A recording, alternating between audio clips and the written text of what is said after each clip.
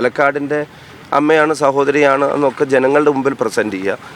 അങ്ങനെ പ്രസൻറ്റ് ചെയ്യുന്ന സമയത്ത് ഇങ്ങനെ ഒരു ഇഷ്യൂ ഉണ്ടാകുമ്പോൾ അതിനോട് റിയാക്ട് ചെയ്ത രീതിയിൽ മുഖം അടിച്ച് തിരിക്കും എന്നൊക്കെ പറയുന്ന തരത്തിൽ പ്രതികരിക്കുമ്പോൾ അതൊക്കെ പാലക്കാട് വിലയിരുത്തുമെന്ന കാര്യത്തിന് സംശയം വേണ്ട. പാലക്കാട് അതിനെയൊക്കെ വിലയിരുത്തി തന്നെയായിരിക്കും വോട്ട് ചെയ്യാൻ പോകുന്നത്. പാലക്കാട് ഒരു മതേതര മണ്ണാണ്. ആ മണ്ണിൽ രമേശ് പിഷാരടിയാണ് ഇത്തവണ ജയിക്കാൻ വേണ്ടി പോകുന്നത്. അത് ജനങ്ങളുടെ തീരുമാനമാണ്. ചെയ്യും. ഇന്നലെ സംഭവത്തിൽ ഒരു അക്ഷരം പോലും മിണ്ടിയില്ല. താങ്കളും തെരഞ്ഞെടുപ്പിൽ മത്സരിക്കുന്നതാണ്, താങ്കൾക്ക് അറിയാം അത്തരം വിഷയങ്ങൾ എങ്ങനെ പ്രതികരിക്കണമെന്ന്. അറ്റ്ലീസ്റ്റ് ഒരു വാക്ക് പോലും അയാൾ ആ വിഷയത്തിൽ പറയാൻ പോലും തയ്യാറായിട്ടില്ല രമേശ് പിഷാരടി. അത് LDFന്റെ സ്ഥാനാർത്ഥി പറഞ്ഞതും അത് ഈ എന്തെങ്കിലും അനീതി കാണുമ്പോൾ അതിനെതിരെ പ്രതികരിക്കാൻ ഈ പെരുമാറ്റച്ചട്ടം തടസ്സമല്ല, അതുകൊണ്ട് പ്രതികരിക്കാത്ത വ്യക്തിയാണ് രമേശ് പിഷാരടി എന്നുള്ളതാണ്. അത് ഞാൻ പറഞ്ഞല്ലേ, അദ്ദേഹത്തിൻ്റെ എല്ലാ കാര്യങ്ങളിലും നിങ്ങൾ ആദ്യം ഇങ്ങനെ ഒരു ജഡ്ജ്മെൻറ്റ് അങ്ങനെ വരുത്താൻ നോക്കി. അദ്ദേഹം രാഷ്ട്രീയം പറയില്ല എന്ന് ആദ്യം പറഞ്ഞു നോക്കി. വളരെ ക്ലിയർ ആയിട്ടുള്ള പൊളിറ്റിക്കൽ സ്റ്റേറ്റ്മെൻറ്റ് അദ്ദേഹം പാലക്കാട് വെച്ച് നടത്തിയപ്പോൾ ഞാനിരിക്കുമ്പോൾ ഒരു വേദിയിൽ പറഞ്ഞ അദ്ദേഹം രണ്ട് പാട്ടുകൾ സൂചിപ്പിച്ച് പറഞ്ഞൊരു കാര്യമാണ്. കലാകാരന്മാരുടെ മാധ്യമപ്രവർത്തകരുടെ കാര്യത്തിൽ ഉൾപ്പെടെ മാറാത്തത് മാറും എന്ന് BJP പറയുന്നത്. അദ്ദേഹം പറഞ്ഞ വാക്കുകൾ എനിക്ക് കൃത്യമായിട്ട് ഓർമ്മയുണ്ട്.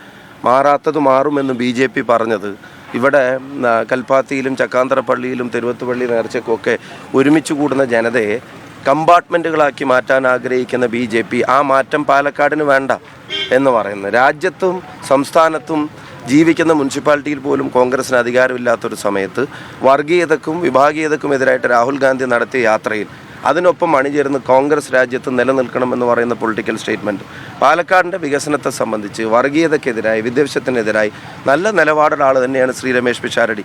ഇന്നും അദ്ദേഹത്തിൻ്റെ പ്രതികരണങ്ങൾ വന്നിട്ടുണ്ട്. ഇന്ന് കാലത്തും ഈ സംഭവം ഉൾപ്പെടെയുള്ള കാര്യങ്ങളിൽ ഇപ്പം പറഞ്ഞ അദ്ദേഹത്തിൻ്റെ പ്രതികരണങ്ങൾ വന്നിട്ടുണ്ട്. അപ്പം ഞാൻ പറഞ്ഞത് അദ്ദേഹത്തെ ഇങ്ങനെ വളഞ്ഞിട്ട് നിരന്തരം കുറ്റപ്പെടുത്താൻ ശ്രമിക്കുന്നതിൻ്റെ ബേസ് എന്ന് പറയുന്നത് ഇതാണ്. അദ്ദേഹം ഇവിടെ ജയിക്കാൻ പോവുകയാണ് എന്നുള്ളത് എല്ലാവരും കൃത്യമായി മനസ്സിലാക്കിയിട്ടുണ്ട്. സംസ്ഥാനത്ത് തന്നെ UDFന് അനുകൂലമായിട്ടുള്ള വലിയ തരംഗമുണ്ട്. ഞാൻ നിങ്ങൾ തുടങ്ങി ഒറ്റ ചോദ്യം കൊണ്ട് നിങ്ങൾ അവസാനിപ്പിച്ചുകൊണ്ട് ഞാൻ പറയും, മറ്റാരും ഇല്ല എന്ന തരത്തിലൊക്കെ അവരവർ തന്നെ പറയുന്നത്. യഥാർത്ഥത്തിൽ ഈ വെച്ചുകൂട്ടിയ ഹോർഡിങ്സും ഈ നടത്തിയ പ്രചരണങ്ങൾ മുഴുവൻ ഞങ്ങൾക്ക് അനുകൂലമായിട്ടാണ് വന്നത്. എന്നാൽ പിന്നെ കാണാം, ജനങ്ങളുണ്ട് എന്നുള്ള മറുപടിയാണ് ഈ തെരഞ്ഞെടുപ്പിൽ ജനങ്ങൾ കൊടുക്കാൻ പോകുന്നത്. ഒരു സംശയ കാര്യത്തിൽ വേണ്ട.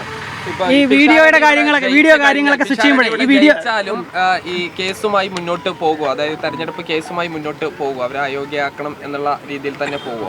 അല്ല, അത് പിന്നെ വളരെ ഗൗരവമുള്ള കാര്യമല്ലേ. അങ്ങനെ ലൈറ്റായിട്ടോ സിമ്പിളായിട്ടോ എടുക്കേണ്ട ഒരു കാര്യമല്ലല്ലോ.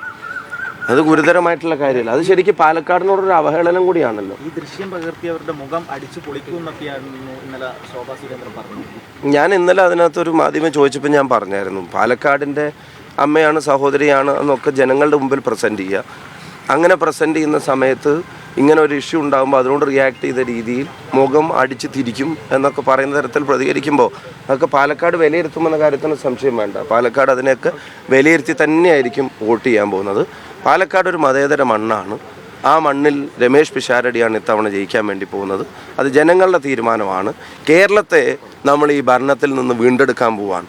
ഈ ദുർഭരണം കേരളത്തിൽ അവസാനിക്കാനായിട്ട് പോവാൻ ജനങ്ങൾ തീരുമാനം എടുത്തു കഴിഞ്ഞിരിക്കുന്നു. ആ തീരുമാനം ഇന്ന് നടപ്പിലാവും. ഇന്ന് വിധി എഴുതും. വിധി പ്രസ്താവം മെയ് 4-നുണ്ടാകും. UDF കേരളത്തിൽ തിരിച്ചു വരും. ഈ താങ്കൾക്കെതിരെയുള്ള ആരോപണത്തിലെ ഈ ഓഡിയോയിൽ ഏതായാലും ഒരു കൃത്യമായ മറുപടിയില്ല. ഒരു കൃത്യത ഇല്ലാത്തത് കൊണ്ടാണ് അതിന് വെറുതെ 100%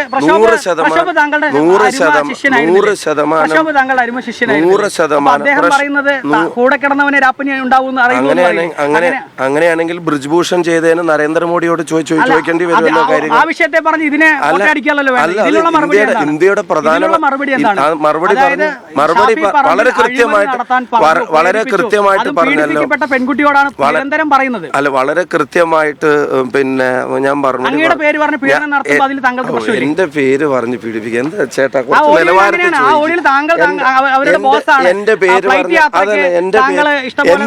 എന്റെ പേര് പറഞ്ഞ നാട്ടിൽ പീഡിപ്പിക്കാൻ നിന്ന് കൊടുക്കുന്ന കുട്ടികളല്ല, പെൺകുട്ടികളെ അങ്ങനെ വില കുറച്ച് കാണണ്ട. അത് ഞാൻ ആദ്യം പറഞ്ഞത് ആ കാര്യത്തിൽ അപ്ലിക്കബിൾ ആണോ എന്നും കൂടെ ആലോചിച്ചിട്ട് എന്നോട് ചോദിച്ചോളൂ.